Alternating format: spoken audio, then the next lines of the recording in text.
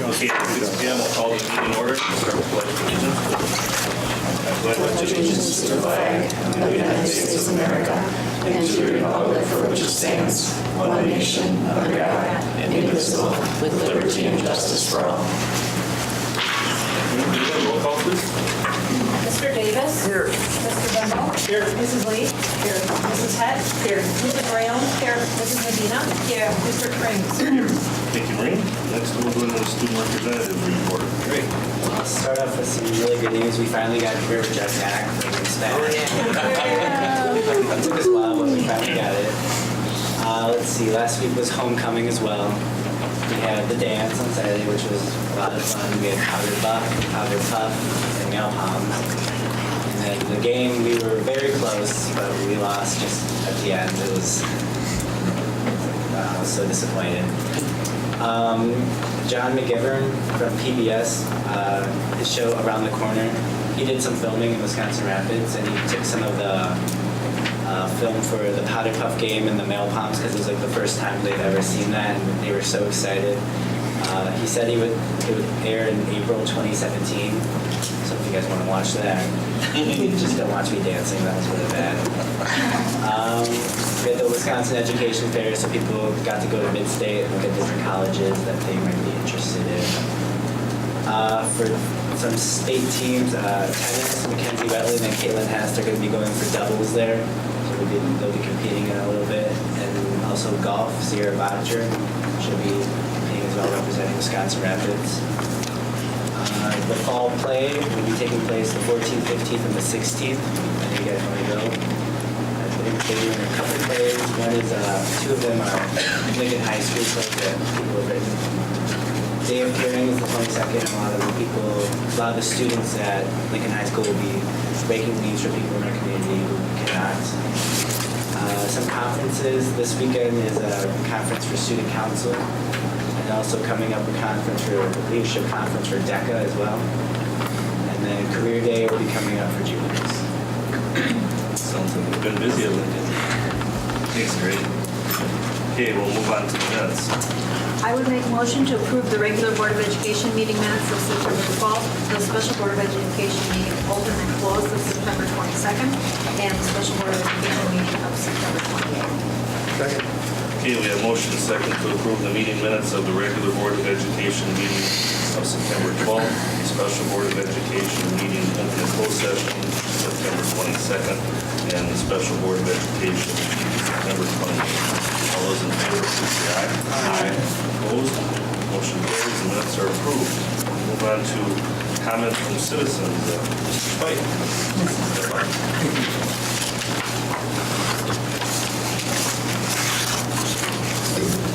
I want to thank the board. I've been out of politics for quite a while, so kind of laying low with the family. But I had to step forward. I'm here today. I know a number of you board people. Probably I know a number of you board persons, and for those that I don't, I only got 3 minutes. So I'm going to push it for a little. I'm here to talk about the Boys and Girls Club. My family members, and I know a number of people, like family members that use that. I'm here to urge the board to do anything and everything it can for consideration of improving the lease, selling it to them. I have not talked to anybody from the Boys and Girls Club.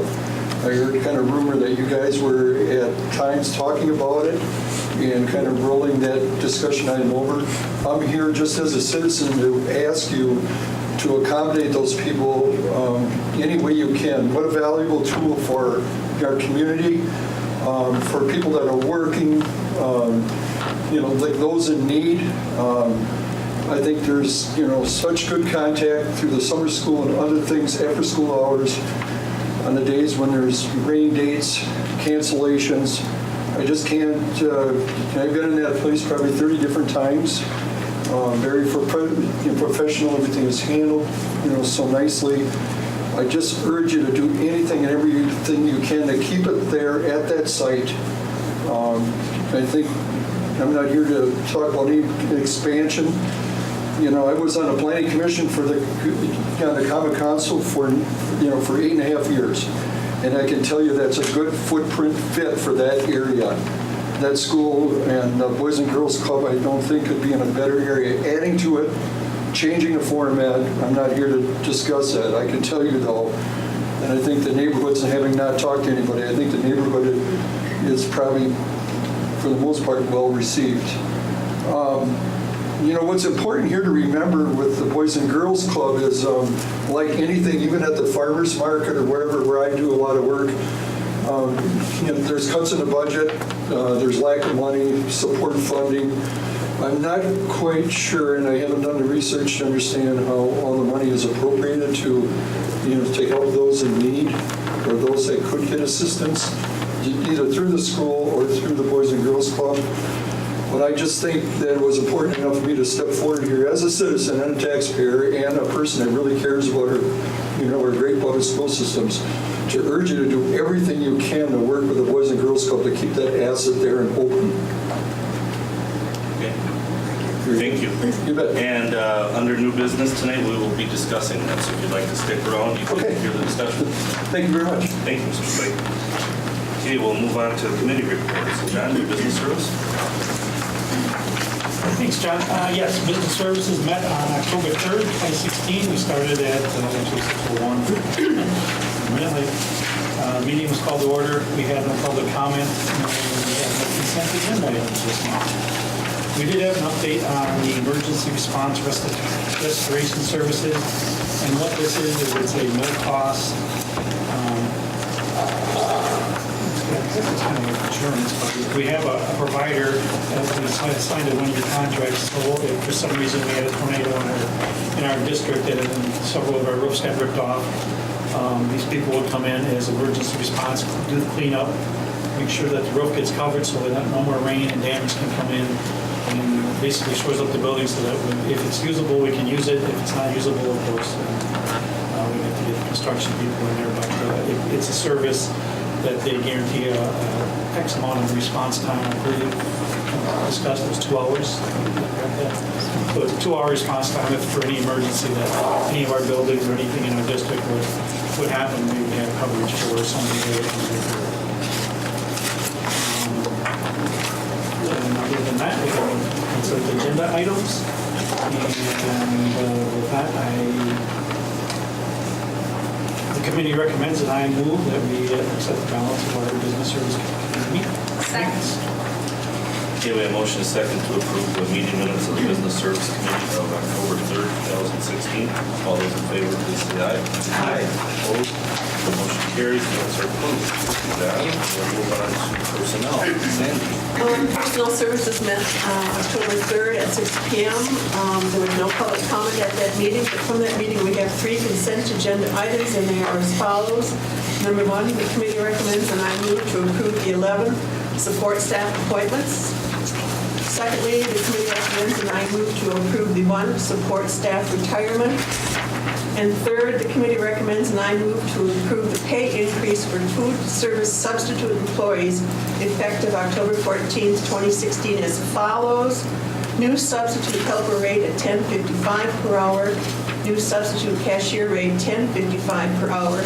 New substitute baker, new substitute second cook rate $11.05 per hour. And new substitute head cook rate $11.55 per hour. And it's note that when it comes to a head cook, when we go out to Rudolph and Vesper, that substitute person is in charge of the whole thing. And it's very difficult to find somebody that's a substitute that wants to go out there and handle everything. And they were finding that when there was an opening, people would rather substitute as a new aide somewhere else rather than a cook or a substitute cook. So that's why they were having these effective rate increases. And all this comes from Fund 50, which is the food service fund. And they've been fortunate that they've always had a surplus and doing really well with that. So it's Fund 50 and not Fund 10. I'll second that. Okay, we have a motion and a second to approve PS1, PS2, and PS3. All those in favor, please say aye. Aye. Opposed? Motion carries. And then we looked at Board Policy 345.5 graduation requirements, and we sent it back to get a couple of questions asked. It just said that we were going to have the civics exam. Didn't say how many questions. Could it be 1 question? We were kind of interested in where the policy came from. Was it something that came down from state or whatever?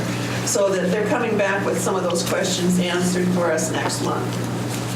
And with that, I move that the committee minutes be approved as printed. I'll second that. Okay, we have a motion and a second to approve the meeting minutes of the Personnel Services Committee of October 3rd, 2016. All those in favor, please say aye. Opposed? Motion carries. Minutes are approved. Thank you, Sandy. Move on to Educational Services. Anna. Thanks, John. Educational Services also met on October 3rd, and we had no public comment. And there were also no actionable items. However, we did have some updates. The first one was about the Mead Elementary Charter School. And Margie Dorhorst, who's principal of Mead, Denise Martell, staff representative, and Amy Scheid and Guadalupe Ansel, the governing council members, were present to update the committee on accomplishments from the 2015-16 school year and goals for the current school year. Mrs. Dorhorst shared handouts highlighting these. Discussion took place on how student attendance is a concern for many reasons, including the multiple needs of students and the transient population. Our second update was on youth options and course options, and Kathy Stebbins-Hintz, who is our Director of Curriculum and Instruction, stated that there are 4 students taking courses through course options during semester 1 of the 2016-17 school year.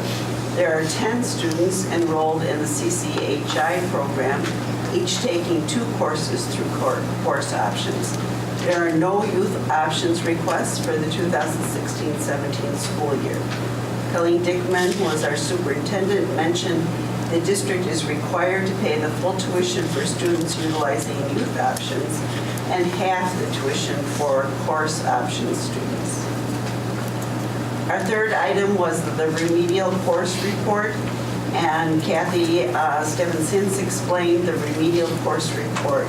For the fall of 2015, the report shows 116 students from Wisconsin Rapids Public Schools were enrolled as new freshmen in the UW system. Of those students, none were required to take a remedial college course in English, but 11 were required to take a remedial college math course. It was noted by Mr. Bembo that courses determining the need for these courses are based on the college entrance test, which is single evaluation. It's just one point in time. And so sometimes it's not as valuable as other kinds of evaluations. Next update was on Every Student Succeeds Act, commonly known as the ESSA.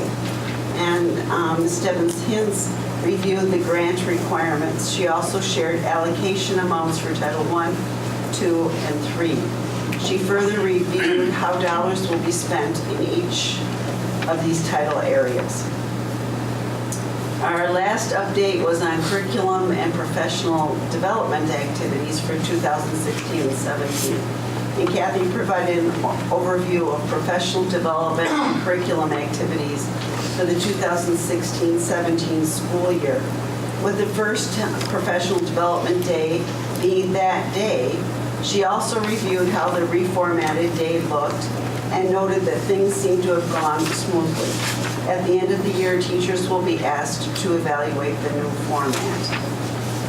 So with that, the committee recommends, and I move that we accept the agenda or the minutes for the Educational Services Committee. Second. Okay, we have a motion and a second to approve the meeting minutes from the Educational Services Committee meeting of October 3rd, 2016. All those in favor, please say aye. Aye. Opposed? Motion carries. Minutes are approved. Thank you, Ann. We'll move on to agenda referrals, information requests. Do I have anything this month?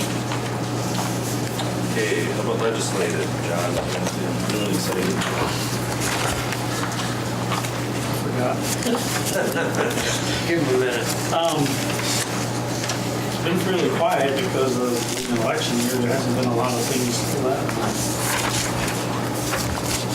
One thing I can share while I was looking is I recently spoke to someone who works as a lobbyist, and had contact with a particular legislator, I don't know who, and that legislator stated that whatever they didn't get through last year, they'll just put in a budget this year. So there is an effort being made to keep policy out of the budget. So when we're talking about that, it's the referendum piece, limiting the time frame in which we can go to referendum, the number of times, reporting crime on public school property. What else?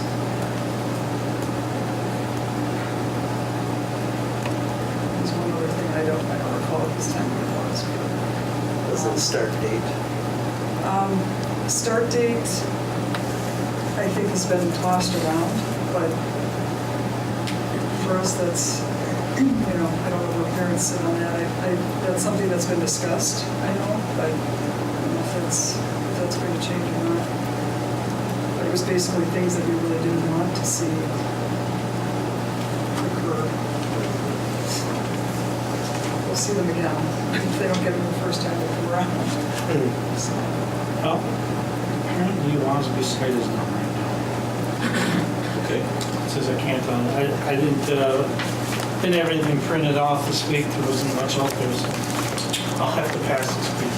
All right. Move on to the bills. Okay, I would make a motion that the receipts be noted and the bills be paid as printed. Second. Okay, we have motion to second that the receipts be noted and bills paid as printed. Call please, Bree. Mrs. Medina? Yes. Mr. Davis? Yes. Mrs. Rayle? Yes. Mr. Frings? Yes. Mrs. Head? Yes. Mr. Bembo? Yes. Mrs. Lee? Yes. Thank you, Maureen. Move on to new business. Item A, possible action on employee appointments, resignations, retirement requests. Don't have any. Okay. Possible action to approve receipt of a behavioral, emotional, social traits grant. Last month, we spoke at Ed Services a little bit about RTI and how we've done, I think, a very good job of implementing our academic RTI behavior system, or our academic RTI system. But the group really felt we needed to be looking at a systemic RTI system for behavior, if you will. And in so doing, we've begun to meet as a committee. Both Matt and I are part of that committee. And we're looking at ways we can screen kids for behavior issues. Part of RTI is always a screening process. And this grant came to our attention recently. It is a grant that was, or it is a screener is what the grant is for. So you don't see a dollar amount on here. And the reason for that is they provide the services. They would provide the screeners for us to use with the children. They would provide information on how to do the screening and then follow up after that. And so we would like to pursue it because it would give us the opportunity to learn about this specific screener.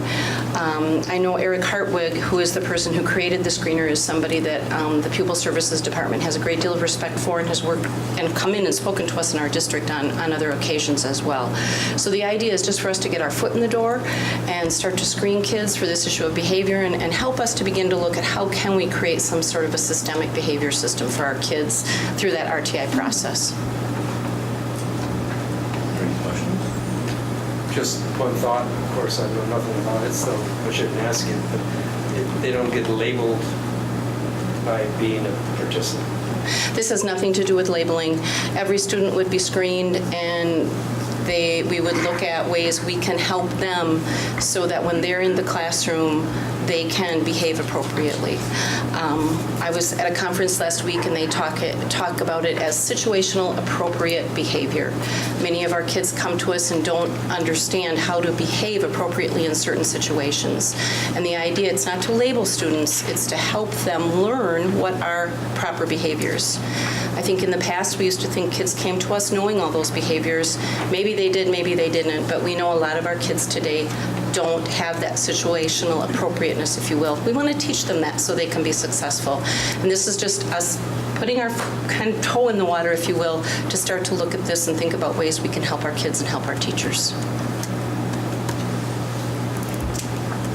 Okay, I guess I'd like to make a motion then to approve the school-based behavioral health grant, which would provide funds for 2 grade levels of elementary students to pay for behavioral health screening and follow-up support to address identified student needs. Second. Okay, we have motion and a second to approve the administration's recommendation. of the school-based behavioral health grant, which would provide funds for 2 grade levels of elementary students to pay for behavioral health screening and follow-up support to address identified student needs. All those in favor, please say aye. Aye. Opposed? Motion carries. Thank you, Kathy. John, I'll just back up real quick. There were 2 things here. We're on November 8th ballot. Right now, there's 25 operating referendums out for the ballot. And then the second part was, and I did remember this one, is the GOP is considering educational savings accounts, which if you've read anything from the National School Board Association, most of them fail.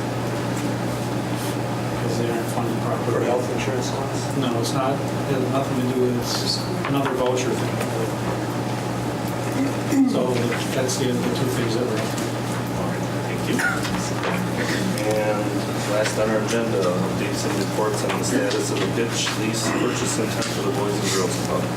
Well, I had a conversation with Kent Anderson, who is the executive director of Boys and Girls Club, and he has indicated to me that they have chosen to, this time, partner with the YMCA and therefore not purchase the building. They are thinking that partnership will best serve them. I think they're in the process of kind of putting an MOU together to be sure that that's where they want to go. I suggested to him that should they change their direction, they have their lease, of course, through 2018, and certainly that we would be willing and interested in working it up to either extend the lease or if they chose not to purchase. Our intent was not to force them to purchase. That was something that they had asked us about as a possibility when they approached us some years ago. But that we would certainly, look at continuing the lease in some fashion if someone were to go a different direction. And that if we had plans for Pitch, that we would look for a different location depending on how our facility pieces of land. So there's no. Well, they'll I think stay with the lease through 2018. It could be, I don't know. I don't know how that's all going to play out for them, but at this point in time, they've decided not to purchase. So, just wanted to update you on that. Let you know. They need to let us know. I'm giving them an extension from June until October to give them some more time to figure it out. So, it's October. And the lease is how much a year? It's $1. We're doing a lot to develop that. And I was just in Pitch School for early childhood activity day. And that building looks wonderful still. So I think the cooperation has been a good thing. Kent will be here next month during our Ed Services Committee meeting to just kind of give you an update on what's going on and with Boys and Girls Club programs they have, membership options and stuff. So they plan to stay there, but Well, they'll still try to work through the Y. But what I'm saying is I don't know if when the time comes, if the Y is not completed, they may ask for, I mean, that's all up in the air. I don't know. Yeah, just really want to ask. For small degrees. You're on eight. Not on that part. Comment from the public? Because my gas. If I may ask, what was the price for Pitch? Is that public information? Yep, it was $2 million in the lease. Is that near the appraisal value It's for the city? Maybe I'm putting that on the spot. It's above the appraisal. I'm kind of shocked that, obviously I haven't talked to anybody else, but, you got a piece of property there that fits that, as I said earlier, so well. Number 2, its location for the parents and the public centrally located. I'm just surprised that they would, I'm thinking is maybe the price and the bonding would be too much for them, or And we never got to that point. Never got to that point. I mean, of discussion, they talked about, would it be possible lower? We never had that conversation together.